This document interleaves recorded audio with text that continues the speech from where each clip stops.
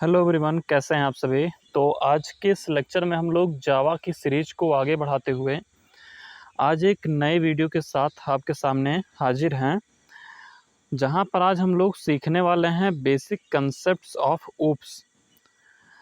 तो यहां पर हम लोग ज़्यादा कुछ नहीं देखने वाले हैं, बस कुछ छोटे छोटे कंसेप्ट हैं और इन कंसेप्ट को आज हम लोग जानने वाले हैं, जैसे कि ऑब्जेक्ट क्या होता है, क्लास क्या होता है। अब ये कुछ इम्पोर्टेंट चीज़ें हैं, जैसे डेटा एब्स्ट्रैक्शन हो गया या फिर डेटा इनकैप्सुलेशन हो गया, इनहेरिटेंस हो गया, पॉलीमॉर्फिज्म हो गया, डायनेमिक बाइंडिंग हो गया या मैसेज पासिंग। तो ये सभी काफ़ी इम्पोर्टेंट और वास्ट चीज़ें हैं। इनमें आपका एक फुल चैप्टर इन सभी एक एक टॉपिक का बनता है और इसका एक पार्टिकुलर वीडियो आता है हर एक चैप्टर के रूप में, ठीक है। तो आपका डेटा एब्स्ट्रैक्शन का एक अलग वीडियो रहेगा, डेटा इनकैप्सुलेशन का अलग वीडियो रहेगा। तो इसको हम डिटेल में जानेंगे आगे चल कर के। अभी के लिए फ़िलहाल जो है हम इन लोगों का हम जो है इन सभी चीज़ों का छोटा-छोटा डेफ़िनेशन देख लेते हैं। ये काम कैसे करता है, क्या होता है, क्या काम करता है जावा के अंदर ये चीज़ें। तो थोड़ा बहुत हम लोग जो है एक रिव्यू देख लेते हैं इसका। अब आगे बढ़ते हैं, हम लोग ऑब्जेक्ट के बारे में जानते हैं। ऑब्जेक्ट क्या चीज़ है, क्या होता है जावा के अंदर। तो ऑब्जेक्ट एक इम्पॉर्टेंट कंसेप्ट समझिए, क्योंकि आप जावा पढ़ेंगे तो बार बार आपको देखने को मिलेगा। ऑब्जेक्ट नाम सुनेंगे, आप बार बार सुनेंगे। तो objects are the basic run time entities of an object oriented system. यह एक रन टाइम एंटिटी होता है ऑब्जेक्ट ओरिएंटेड सिस्टम का। अभी आगे हम लोग देखते चल रहे हैं आराम से, बस आप तसल्ली रखिए, सब कुछ आपको समझ में आने वाला है। These are like real world objects, जैसे कि कार हो गया, हाउस हो गया, लैपटॉप हो गया, चेयर हो गया, बाइक हो गया। ये सभी जो हैं रियल वर्ल्ड ऑब्जेक्ट हो गया। जैसे कि हम लोग अपने दैनिक जीवन में देखते हैं, कुछ ऑब्जेक्ट्स को देखते हैं, जैसे चेयर। अभी हम चेयर पे बैठे हैं तो चेयर एक ऑब्जेक्ट है, ठीक है। ये हम लोग डेली लाइफ में यूज होने वाली बात कर रहे हैं। जैसे चेयर पे बैठे हैं, मेज़ हमने रखा है, ये मोबाइल है, ये एक ऑब्जेक्ट हो गया, ठीक है।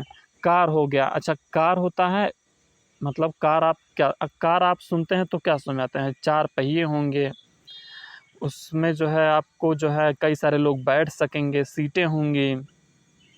तो ये चीज़ें कुछ आपके दिमाग में आएगा कि हाँ, आगे पतला होगा, बीच में मोटा होगा, फिर पीछे पतला टाइप का होगा।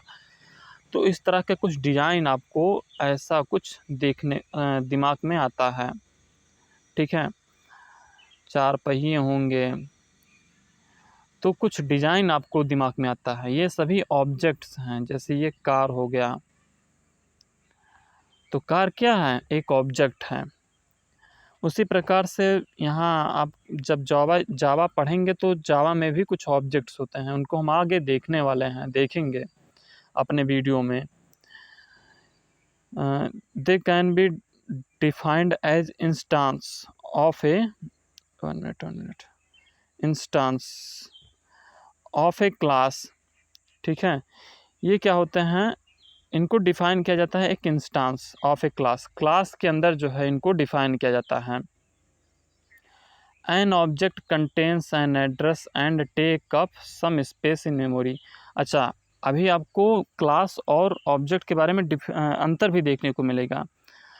तो ऑब्जेक्ट जो होता है क्लास का एक इंस्टांस होता है। जैसे ऑब्जेक्ट जो है आप समझेंगे अभी आगे और बढ़िया समझेंगे। ऑब्जेक्ट जो होता है मेमोरी में स्थान ग्रहण करता है, मतलब ये जो मेमोरी हम यूज करते हैं, तो ऑब्जेक्ट जब भी हम क्रिएट करेंगे तो मेमोरी में स्पेस अलॉट होगा ऑब्जेक्ट के लिए। लेकिन जब भी आप क्लास की बात करेंगे, जब भी आप प्रोग्रामिंग करते हुए आप जब क्लास को बनाएंगे, तो क्लास जो है कोई भी मेमोरी में स्पेस ऑक्यूपाई नहीं करता है, बल्कि ऑब्जेक्ट जो बनाएंगे, जो भी ऑब्जेक्ट होगा वो मेमोरी में स्पेस आपका ऑक्यूपाई करेगा। तो ये कुछ डिफरेंसेस अभी आपको और अच्छे-अच्छे डिफरेंसेस देखने को मिलेंगे अभी आगे। Necessary thing is the type of message accepted and the type of response return by the object. अभी ऑब्जेक्ट के अंदर ये दो चीज़ें देखेंगे आप, इम्पोर्टेंट हैं। इंटरव्यू में जो है आप का पूछा जाता है कि object have to characteristics, state and behaviour. Object के अंदर दो कैरेक्टरिस्टिक्स होते हैं, एक होता है आपका स्टेट और दूसरा होता है बिहेवियर।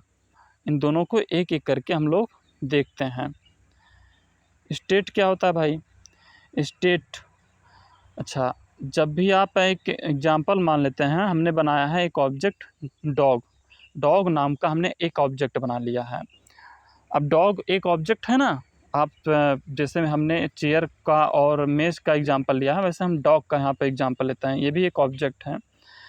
अब जैसे मान लीजिए हमारे डॉग का नाम है पिटबुल, ठीक है, तो या फिर उसका जो कलर है वो है ब्राउन।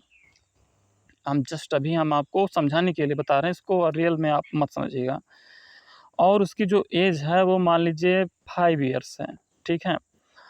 तो हमने यहाँ पर बात की है एज की, हमने यहाँ पर बात की है कलर की, ठीक है, कलर की इसके बात की है, एंड अभी हमने बात की है इसके ब्रीड की। ब्रीड मतलब हो गया यहाँ पर, जैसे हमने बताया ना कि रॉटवाइल पिटबुल है, तो ब्रीड हो गया आपका, ब्रीड हो गया, कलर हो गया, एज हो गया, तो ये सभी जो हैं आपके स्टेट के अंतर्गत आती हैं। उसका नेम हो गया, मतलब नेम, मान लीजिए हमारे कुत्ते, मतलब जो हमारा डॉग है, उस डॉग का नाम है जस्ट सपोज शेरू, ठीक है, शेरू नाम है। तो ये सभी जो चीज़ें हैं जो स्टेट को दर्शाती हैं, जो चीज़ें स्टेट को दर्शाती हैं वो क्या कहलाती हैं? ऑब्जेक्ट का स्टेट, ठीक है। स्टेट का मतलब क्या हुआ? स्टेट किस अवस्था, मतलब उसकी अवस्था, यानी कि उसका एज जैसे हो गया, उसका नाम हो गया, या उसका जो है ब्रीड हो गया, कौन से ब्रीड है, रॉटवाइलर है, पिटबुल है, जर्मन शेफर्ड है। तो जैसे ये कुछ चीज़ें होती हैं जो कि स्टेट के अंतर्गत आती हैं। अब दूसरा बात है यहाँ पे बिहेवियर का। ऑब्जेक्ट के अंदर दो चीज़ें हैं, स्टेट हमने पढ़ लिया है, बिहेवियर को हम मूव कर रहे हैं बिहेवियर की ओर। It represented by methods of an object. इसको जो है ऑब्जेक्ट के मेथड के द्वारा जो है रिप्रेजेंट किया जाता है। It also reflects the response of an object with other object. अब इसको हम लोग समझते हैं कि वास्तव में ये क्या चीज़ है। तो जैसे हमने डॉग ऑब्जेक्ट की बात की थी ना, just 1 minute, okay, dog object की बात की थी, डॉग एक हमने ऑब्जेक्ट बनाया था। अब डॉग के अंदर जो बिहेवियर की बात कर रहे हैं, इसका बिहेवियर क्या है? बार्किंग एक बिहेवियर हो सकता है इसका, कि ये कुत्ता भौंकता है तो बार्क करता है, ये एक बिहेवियर है इसका। वैसे ये जो डॉग होता है वो खाना भी खाता है, तो ईट ही मानिए, ईटिंग, तो ईटिंग भी जो है इसका एक बिहेवियर हो गया।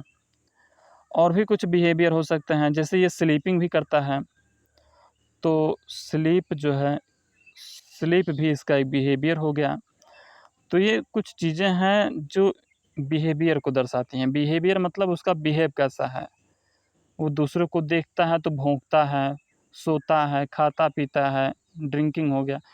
तो बिहेवियर मतलब बिहेवियर समझ लीजिए। ये सब जनरली हम लोग यूज़ करते हैं, जानते हैं, बेसिकली एक कॉमन सेंस की बात है। तो यहाँ पर वही चीज़ है, जावा में ऑब्जेक्ट के अंदर दो चीज़ें होती हैं, स्टेट और बिहेवियर। और इसको हम लोग जब जावा का यूज करेंगे, जावा पढ़ेंगे, तो अच्छे से इनको सीखेंगे। अभी के लिए जो है बस एक मोटा-मोटी बात आप समझ लीजिए, स्टेट क्या होता है, बिहेवियर क्या होता है, और ऑब्जेक्ट तो आप समझ ही चुके हैं।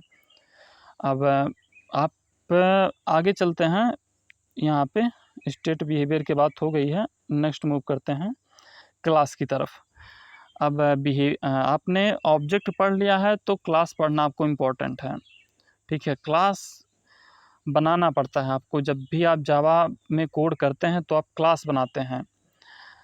क्लास बना करके हम लोग क्या कुछ काम करते हैं वो भी आप सीख जाएंगे। ऑब्जेक्ट बनाने का क्या मतलब, हमको जावा के अंदर क्लास बनाने का क्या मतलब, आखिर बनाते क्यों हैं जावा के अंदर, इन दोनों चीज़ों को क्या यूज होता है, इनको भी हम लोग जैसे जैसे ऑब्जेक्ट और क्लास को पढ़ रहे हैं वैसे भी आगे, बस आगे की स्लाइड में आप इसको जानेंगे।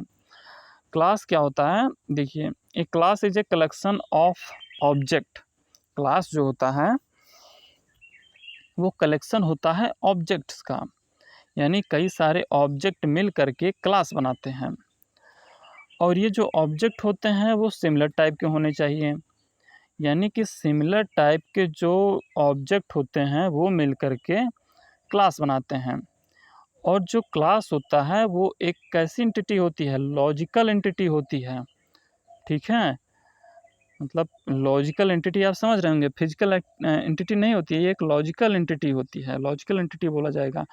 तो इन चीज़ों को अभी देखो, कोई वैसी बात नहीं है, बस इसको रटने और पढ़ने वाली बात है यहाँ पे, और बाकी थोड़ा बहुत समझने वाली बात है। ज़्यादातर आप इसको याद करेंगे चीज़ों को, क्योंकि बस थ्योरी है, आज का पूरा लेक्चर थ्योरी है, ठीक है। ये सब कुछ चीज़ें हैं जो कि थ्योरी की बातें हैं यहाँ पे सब कुछ।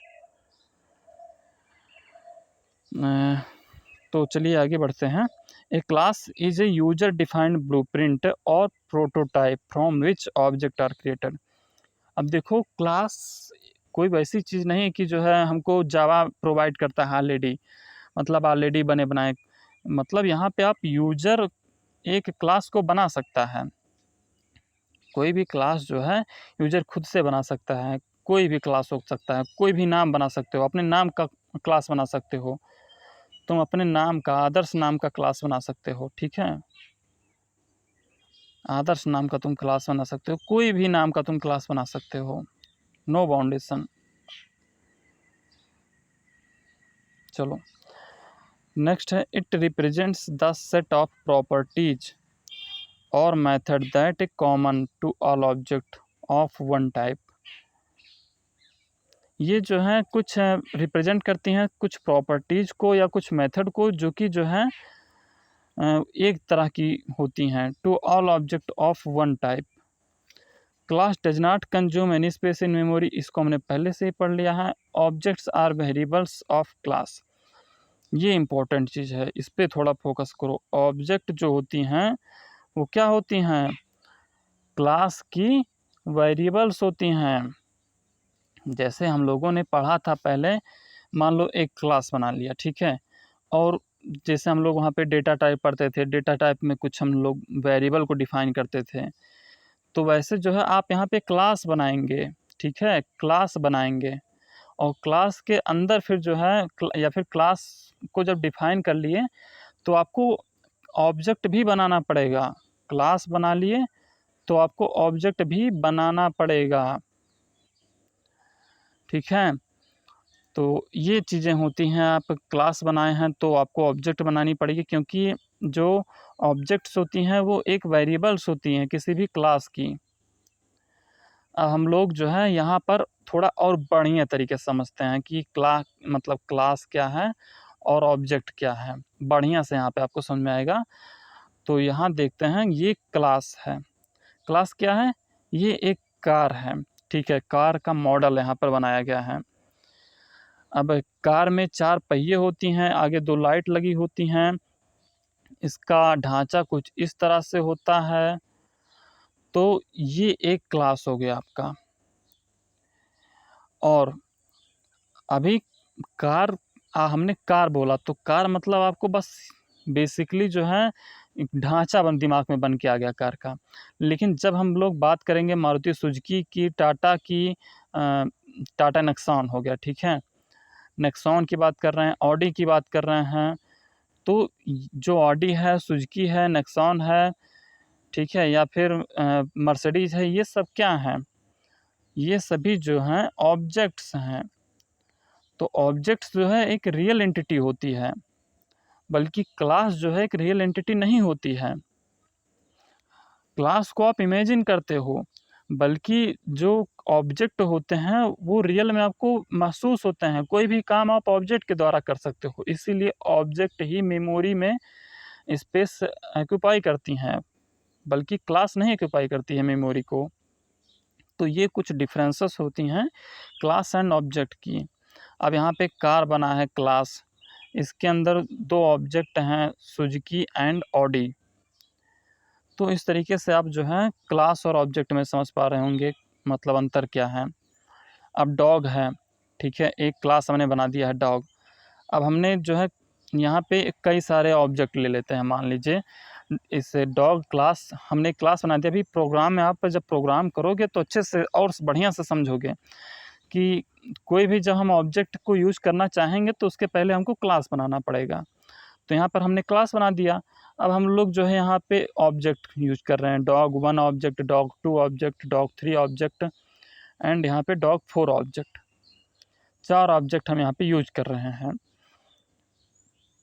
अब हमने पढ़ा है कि ऑब्जेक्ट का कुछ स्टेट होता है, बिहेवियर होता है।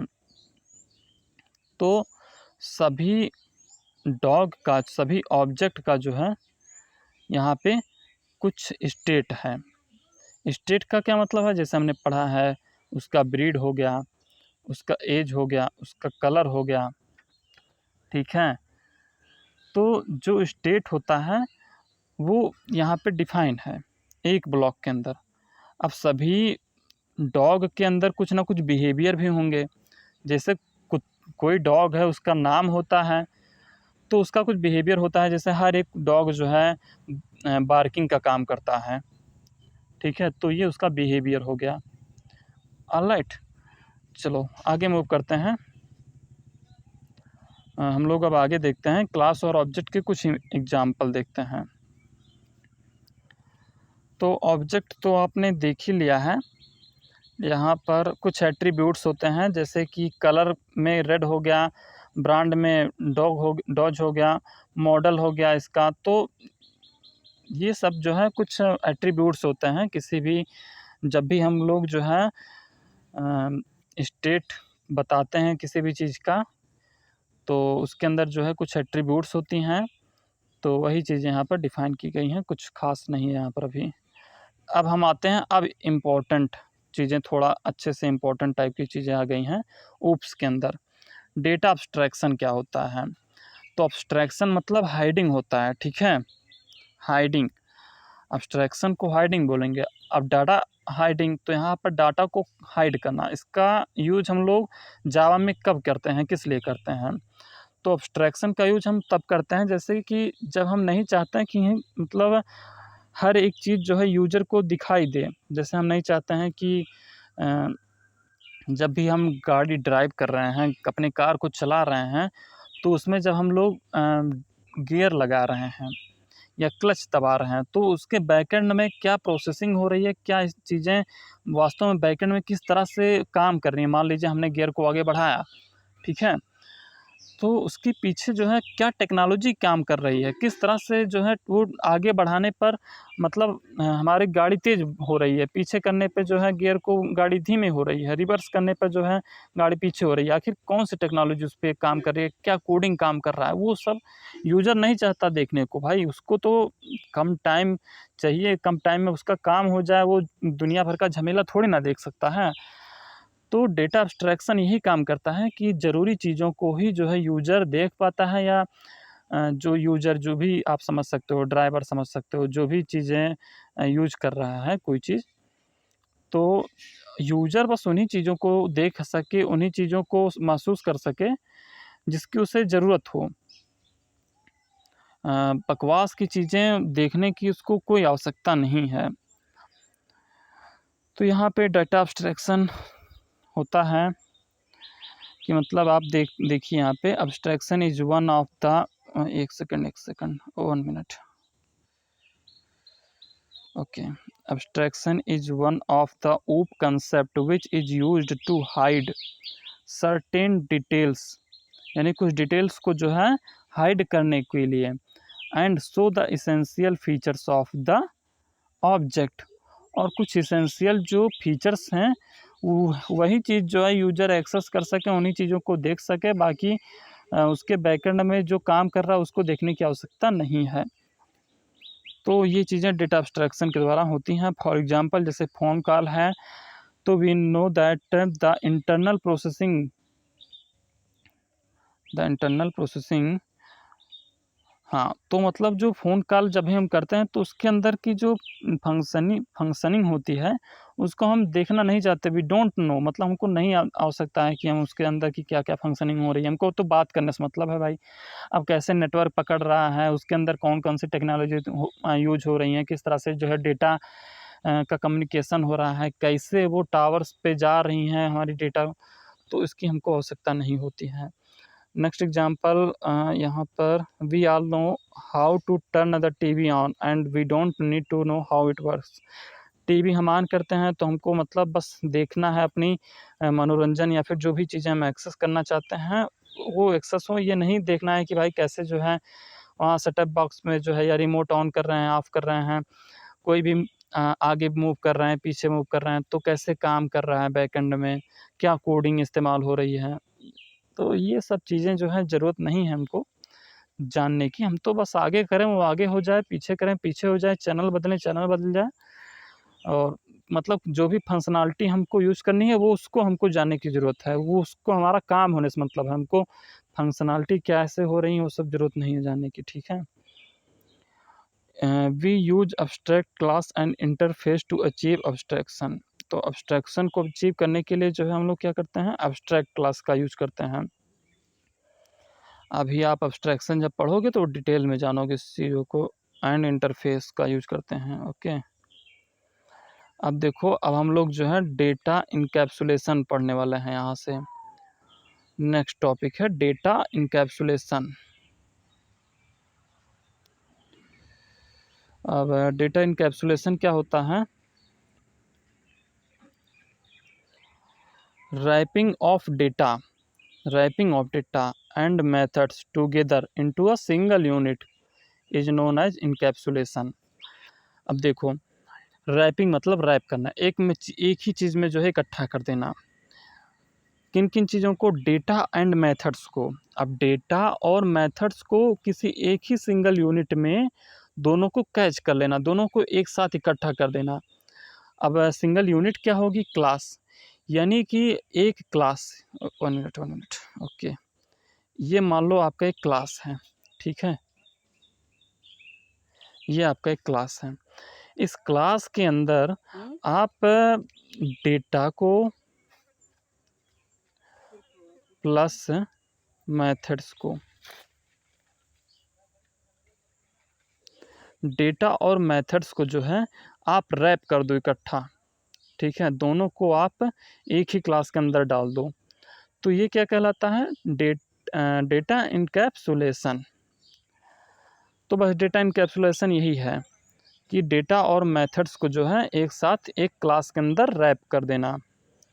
Encapsulation means hiding the important features, मतलब हाइड करना, इम्पोर्टेंट फीचर को हाइड कर देना, which is not being needed to be exposed outside of a class and exposing only necessary things of a class। देखो, जो भी इनकैप्सुलेशन क्या करता है, इम्पोर्टेंट फीचर्स को हाइड कर देता है, जिसकी आवश्यकता जो है नहीं है बाहर के लोगों को या फिर बाहर के क्लास को जो है जानने की, ठीक है। तो कोई भी जो क्लास है आउटसाइड का क्लास जो है वो इन चीज़ों को नहीं जान सकता है, कुछ इम्पोर्टेंट फीचर को, ठीक है। क्या बोला जा रहा है, encapsulation means hiding the important features of a class, किसी भी क्लास के इम्पोर्टेंट फीचर्स को हाइड कर देना, which is not been needed to be exposed outside of a class, यानी कि किसी भी क्लास के अंदर, ठीक है, क्लास के अंदर जो भी कुछ इम्पोर्टेंट चीज़ें हैं उसको हाइड कर देना। अब क्लास के बाहर जो है, क्लास के बाहर कोई भी बंदा उन चीज़ों को नहीं एक्सेस कर पाएगा, उन चीज़ों को नहीं देख सकता है, वो इनकैप्सुलेशन के द्वारा हाइड कर दी गई हैं। तो जब भी आप क्लास बनाओगे तो उसमें कुछ इम्पोर्टेंट चीज़ें आप डालोगे, और अगर जो चाहो आपकी ये चीज़ें जो है बाहर का बंदा कोई ना देख सके, तो आप इनकैप्सुलेशन के थ्रू जो है उसको हाइड कर सकते हैं, तो क्लास के बाहर जो है वो चीज़ें एक्सेसिबल नहीं होगी।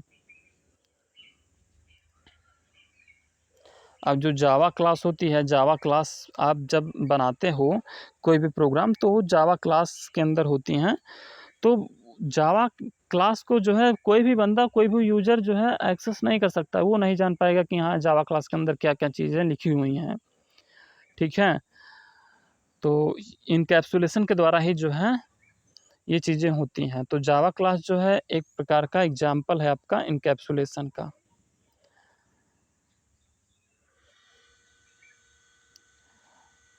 बस यही सब बेसिक चीज़ें थी। एक लास्ट टॉपिक यहाँ पर अंत में थोड़ा-सा और है जावा डेटा एनकैप्सुलेशन का। Through encapsulation data is not accessible to the outside world. मतलब डेटा को आउटसाइड वर्ल्ड में एक्सेस नहीं किया जा सकता है। Only those functions which are wrapped in the class can access it. मतलब केवल वही फंक्शंस या फिर केवल जो है वही जो फंक्शंस हैं वही यूज कर सकते हैं या फिर वही एक्सेस कर सकते हैं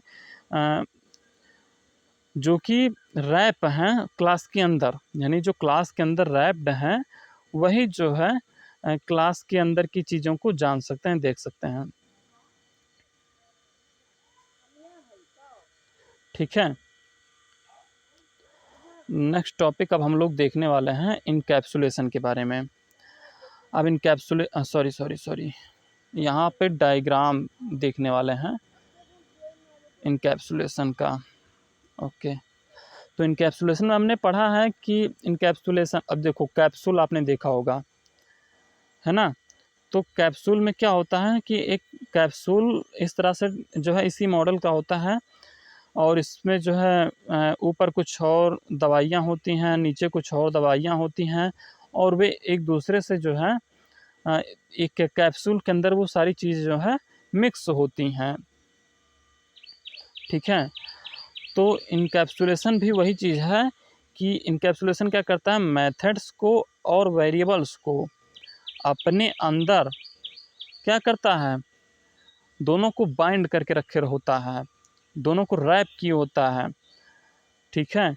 और ये जो कैप्सूल आप देख रहे हो, ये जो कैप्सूल आप यहाँ पर आपको दिख रहा है कैप्सूल, ये क्या है, ये एक क्लास है।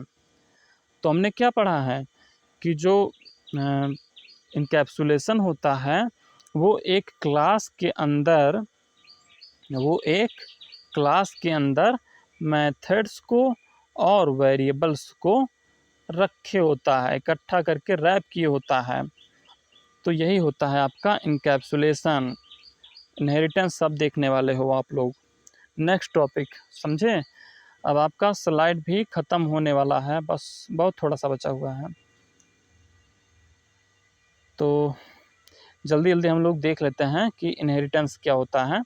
इनहेरिट करना, इनहेरिटेंस मतलब इनहेरिट करना, कि जैसे जब आपके फादर होते हैं, ठीक है, तो आपके फादर क्या करते हैं, आपके फादर जो हैं ये एक एंटिटी हैं। अब उनसे आप जो है ये चाइल्ड होते हैं, जैसे हम आप अपने पेरेंट के चाइल्ड हैं। तो हम में और आप में क्या होता है कि हम अपने फादर की जो चीज़ें होती हैं, जो भी उनके अंदर बिहेवियर होता है, तो उन बिहेवियर को हम अपने अंदर जो है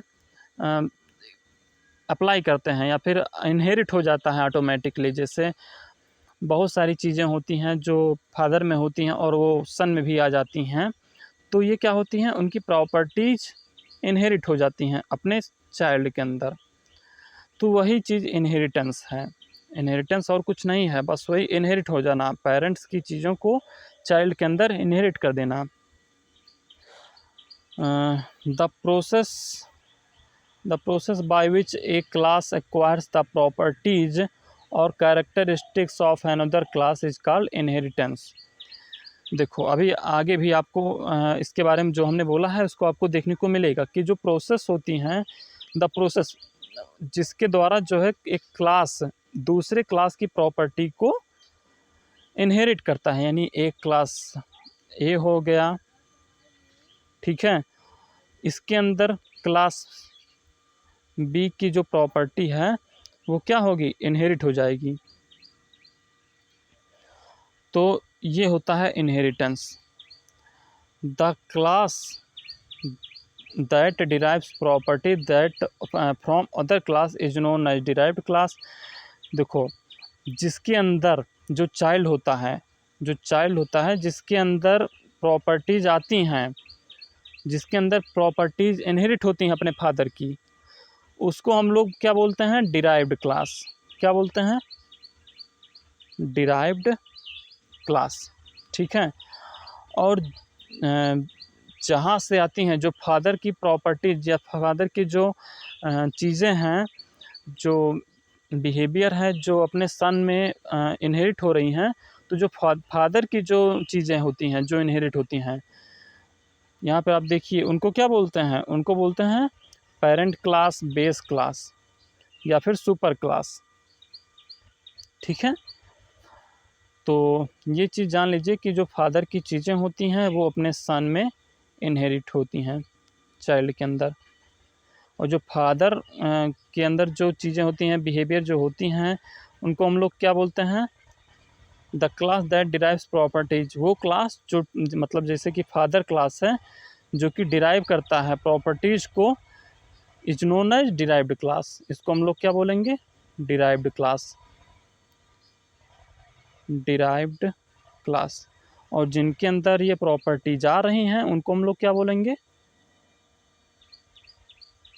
सॉरी भाई, जो फादर होते हैं उनको हम लोग जो है पेरेंट क्लास बोलेंगे। हमने उल्टा बोल दिया है।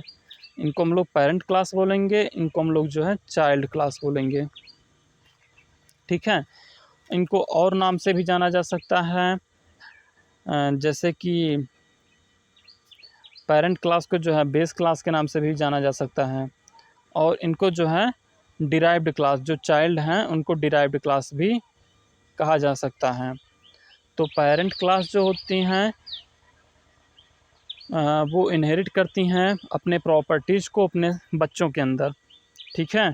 सीधा सीधा जान जाओ, पेरेंट क्लास होती हैं वो अपने बच्चों के अंदर, अपने चाइल्ड के अंदर प्रॉपर्टीज़ को इनहेरिट करती हैं, और चाइल्ड क्लास जो होती हैं वो अपने पेरेंट की प्रॉपर्टीज़ को लेती हैं। इनहेरिटेंस को इस तरह से जो है आप डायग्राम के माध्यम से देख सकते हैं। एक बर्ड है, बर्ड के अंदर कुछ एट्रीब्यूट्स होती हैं, जैसे इनके अंदर फीचर्स होता है ले एग्स का। ठीक है।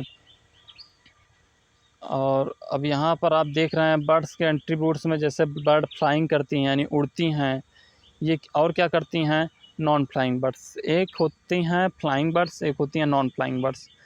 अब ये दोनों जो है एट्रीब्यूट्स हैं। ठीक है। इनके अंदर जो है कुछ एट्रीब्यूट्स आपके होती हैं। अब जो फ्लाइंग बर्ड होती हैं उनमें जैसे कुछ यहाँ पर एग्जांपल दिया गया है रोबिन का और स्वॉलो का। ठीक है।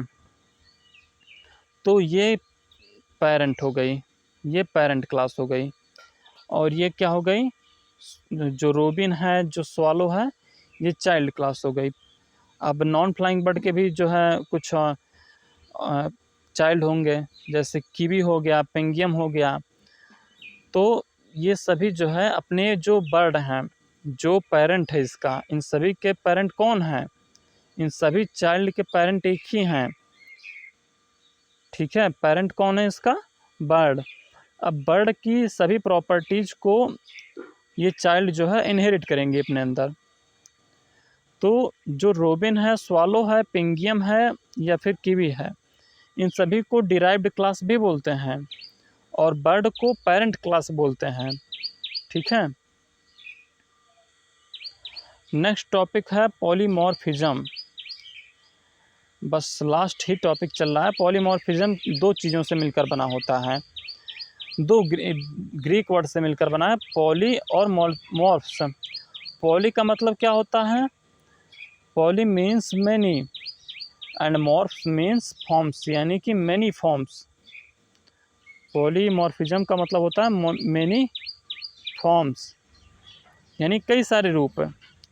ठीक है। अब कई सारे रूप का क्या मतलब होता है? यहाँ पे polymorphism allows you to define one interface and have multiple implementation. इसके अंदर एक ही इंटरफेस होगा पॉलीमॉर्फिज्म के अंदर, और इसके द्वारा जो है आप कई सारे इम्प्लीमेंटेशन कर सकते हैं कई जगह पर। और इसका अच्छा खासा इसका टॉपिक है बढ़िया। अभी तो केवल डिफिनेशन समझ लो। Methods having identical names but different implementations. Method जो, अब यहाँ पे देखो एक चीज़ छूट गया हमारा। पॉलीमॉर्फिज्म जो होता है ये अलाउ करता है to define one interface and have multiple implementation. ये तो हो गया है यार।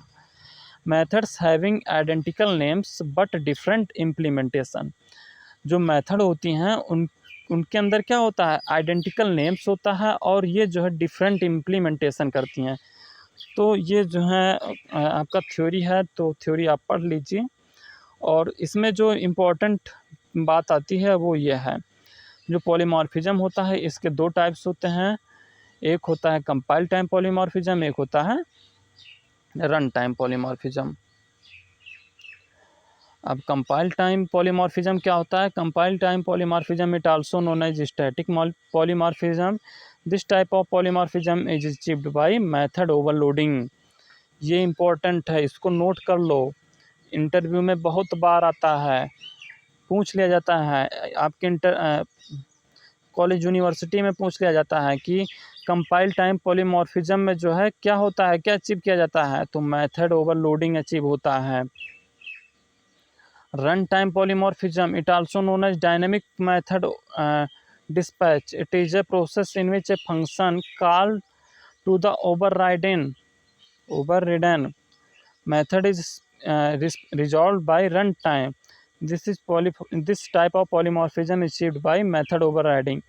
जो रन टाइम, अब देखो ये इम्पोर्टेंट है, ये भी जो रन टाइम पॉलीमॉर्फिज्म होता है इसमें मेथड ओवरराइडिंग अचीव होता है, और जो कंपाइल टाइम पॉलीमॉर्फिज्म होता है इसमें मेथड ओवरलोडिंग अचीव होता है। तो कंपाइल टाइम पॉलीमॉर्फिज्म के अंदर क्या अचीव होता है? Method overloading. और रन टाइम पॉलीमॉर्फिज्म के अंदर क्या अचीव होता है? Method overriding. तो देखो ये कुछ बेसिक चीज़ें थी जो कि हमें जानना ज़रूरी था। और इसमें तो आप जो है बस केवल थ्योरी देखे हैं, कोई ख़ास वैसी बात तो है नहीं अभी। ख़ास तो आपको आगे देखने को मिलेगा, अभी तो केवल थ्योरी था, तो थ्योरी से आपको ख़ास चीज़ें समझ में नहीं आएंगी। ये बात सही है। लेकिन अब जैसे जैसे अभी आप आगे बढ़ेंगे, इसको इम्प्लीमेंट करेंगे अपने कोड में, वहाँ से आपको चीज़ें समझने में आसानी होंगी। ठीक है, तो जैसे आपने पॉलीमॉर्फिज्म के अंदर आप देखेंगे, जब भी आप इंटरव्यूअर पूछेगा तो पॉलीमॉर्फिज्म क्या होता है इसको पूछेगा, और ये कितने टाइप्स का होता है। तो कंपाइल टाइम पॉलीमॉर्फिज्म और रन टाइम पॉलीमॉर्फिज्म होता है दो टाइप का। अब कंपाइल टाइम पॉलीमॉर्फिज्म में जो है मेथड ओवरराइडिंग होता है, और जो रन टाइम पॉलीमॉर्फिज्म होता है इसमें मेथड ओवरराइडिंग होता है। तो ये दो टॉपिक्स जो हैं आपके इंटरव्यू में मैक्स टू मैक्स बार पूछ ली जाती हैं, method overloading and method overriding. तो चलिए बस आज के लिए इतना ही रखते हैं। अब आगे मिलेंगे अपने नेक्स्ट वीडियो में एक, वहाँ पे हम लोग जो है बढ़िया से कोड को इम्प्लीमेंट भी करेंगे। और ज़्यादातर थ्योरी तो बस आज के ही लेक्चर में था। अब हम लोग धीरे धीरे अपने कोड की तरफ भी मूव करेंगे, थोड़ा बहुत कोड भी पढ़ने को हमको मिलेगा, और हम जो है अपने सिस्टम में कोडिंग को चला करके देखेंगे बढ़िया से इम्प्लीमेंट करके। तो बस आज के लिए इतना ही रखते हैं। चलिए बाय बाय, टेक केयर, अपना ख्याल रखिएगा और हमारे वीडियो को लाइक करिएगा, क्योंकि आप हमारे एनर्जी को बूस्ट कर सकते हैं अपने लाइक के द्वारा। और हमें जो है आप अपनी इस वीडियो से जो भी आपको रिकमेंडेशन कुछ हमको साझा करना हमारे साथ, या फिर इसका कुछ कैसा लगा आपको वीडियो, ठीक है, तो इसके बारे में आप हमको कमेंट में लिख सकते हैं। और चलिए इतना ही रखते हैं आज में, फिर मिलेंगे एक नेक्स्ट सीरीज़ में। तब तक के लिए बाय बाय, टेक केयर।